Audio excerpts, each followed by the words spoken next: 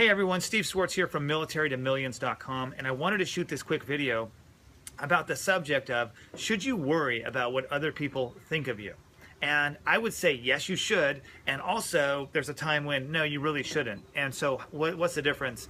Because I think the gap between those is where a lot of people really fail in their own business. And when I got out of the military as an officer, I was used to people looking up to me, even outside in the civilian world, saying, wow, what you do, that's awesome. There was a lot of respect there.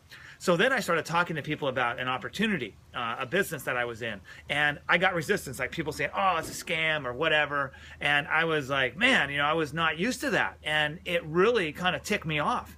And I took it personal. And it actually, I reacted bad to the situation because I didn't have the right skills. I wasn't trained up in what to say to people, how to react to things, and I didn't have a lot of this training, so I didn't react really well. It was not good, right? And people said I need to go to charm school and all of these different things, but they met Captain Swartz, and it wasn't a great experience for them. Really wasn't a great experience for me either. And so the lesson there is I had to get better. Right? I had to get better so I wasn't reactionary to someone's questions, right? And so I had to get better. How did I get better? But I didn't stop.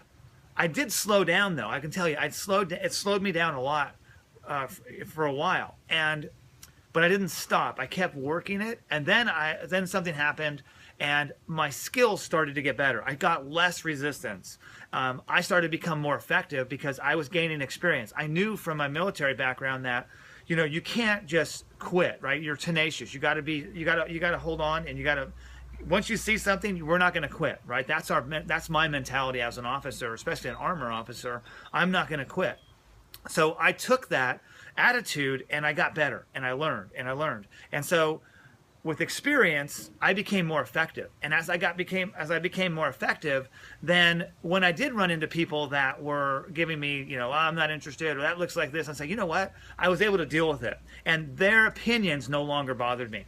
Now, when you first get started, if you go out and try to seek the approval of everybody you know, you're probably not going to get it because, one, you're asking people's opinion, usually who have never been successful in their own home-based business. So they're going to give you other people's stories or something they heard of, and it really makes no sense. I always go back and say, I was a quarterback in high school. I played quarterback. I coached quarterbacks. I wouldn't ask, I don't know, Hillary Clinton how to play quarterback, what she thinks of playing quarterback, because she wouldn't know. Even if she's met Tom Brady and she knows some of the most famous quarterbacks in the world, she's never most likely done a sprint out pass, a play action pass, a three-step drop back. So her opinion about those things would be worthless. And so when you ask somebody their opinion and they really have never done what you're asking them about, you're really asking for, worthless information. So stop doing that.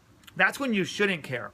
If your friend tells you what you're doing is not great, but you look at what your friend's doing and they've got a job and they're not exactly happy, then don't listen to their opinion about your home-based business. So one, you should care when your skills aren't very good. I know I had that experience, really bad, not good, okay? And two, you shouldn't care long-term. As you start to get more confidence in what you're doing, then you're gonna realize, where you get an opinion from. I take opinions from people who have done what they're talking about. So if I have a coach that I want to get, I'm going to get a coach who's experienced and actually done what I'm looking for. And that's really what you should really look for in any home-based business is, as far as coaching and mentoring, has the person done what they're talking about? Now, I actually have a link below to some training on communication. I can tell you it's probably the best training in the home-based business industry ever created. I didn't create it. Go through it. Learn about the 1-second rule, because that rule on the phone is amazing. So go through that, and then also click through and get that product, because it's one product that will set you apart in your home-based business, make you professional, and then you won't be really worried about other people because you'll be focused on your prospect. That's the big thing. When you're focused on your prospect, your worries go out the window. All right, so everyone, I hope that helped you. Again, Steve Swartz from militarytomillions.com. Look forward to catching up with you on the next video. All right, take care. Bye-bye.